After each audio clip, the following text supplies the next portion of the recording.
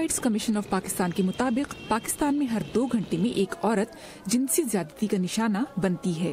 ہر 4 سے 8 دن میں ایک عورت اجتماعی زیادتی کا شکار ہوتی ہے. یہی نہیں، یہ اعداد صرف رپورٹ ہونے والے واقعات پر مبنی ہیں. زیادتی کی اصل شرح پاکستان میں اس سے کہیں زیادہ ہے. میرا ماننا ہے کہ کلچر کا جنسی زیادتی جیسے جرم سے کوئی تعلق نہیں ہے، چاہے وہ امریکہ میں ہو، پاکستان میں یا بھارت میں. اس کا تعلق اس ذہنیت سے ہے جس میں عورت کو مرد سے کم درجہ دیا جاتا ہے. سلمان صوفی پاکستان میں پنجاب حکومت میں لا اینڈ آرڈر یونٹ کے سینئر ممبر ہیں. وہ اس رائے سے متفق نہیں کہ جنسی زیادتی ترقی پذیر ممالک کے کلچر کا حصہ ہے. بیماریوں کی روک تھام کے امریکی وفاقی ادارے centres for disease control and prevention کے مطابق خود امریکہ میں ہر 5 میں سے ایک عورت اپنی زندگی میں جنسی زیادتی کا نشانہ بنتی ہے.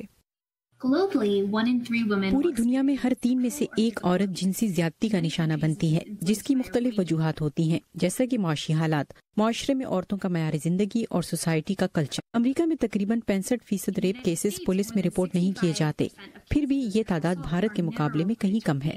امریکہ میں اگرچہ خواتین کی نسبتاً بڑی تعداد ایسے جرائم کو پولیس میں رپورٹ کرنے اور انصاف ملنے کے حوالے سے پر اعتماد ہوتی ہے، پروفیشنل میدان میں خواتین اس پر آواز اٹھانے سے ڈرتی ہیں. لیکن ویمن اینڈ ہالی ووڈ نامی بلاگ کی پبلشر میلیسا سلورسٹائن کے خیال میں ہاروی وائنسٹین کے اسکینڈل کے سامنے آنے کے بعد ساری دنیا ہالی ووڈ کی جانب دیکھ رہی ہے. اس واقعے سے یہ مسئلہ سامنے آ گیا ہے. ہالی ووڈ ایک گلوبل انڈسٹری ہے. یہاں کی موویز سے حاصل ہونے والے منافع کے ہر ڈالر کے 70 سینٹس امریکہ کے باہر سے کمائے جاتے ہیں.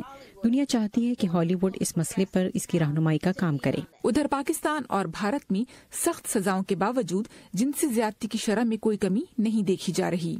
سلمان صوفی کا کہنا ہے کہ قانون کے مؤثر نفاذ کے ساتھ اچھی تربیت بھی اس جرم کی وجہ بننے والے رویوں کی حوصلہ شکنی کے لیے اہم ہے.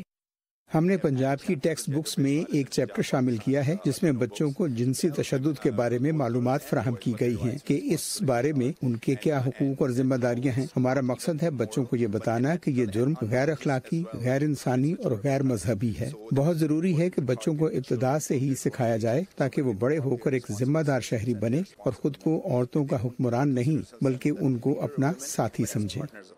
اس مسئلے کا حل خاموشی نہیں ہے. اس جرم کی شکار خواتین معاشرے کے ڈر سے بھی اپنے حق کے لیے آواز نہیں اٹھاتی. یہ ہم سب کی ذمہ داری ہے کہ اس جرم کے خاتمے کے لیے قدم بڑھائیں اور مجرم کا نہیں بلکہ جرم کا شکار ہونے والے کا ساتھ دیں. سحر ماجد، اردو VOA، واشنگٹن.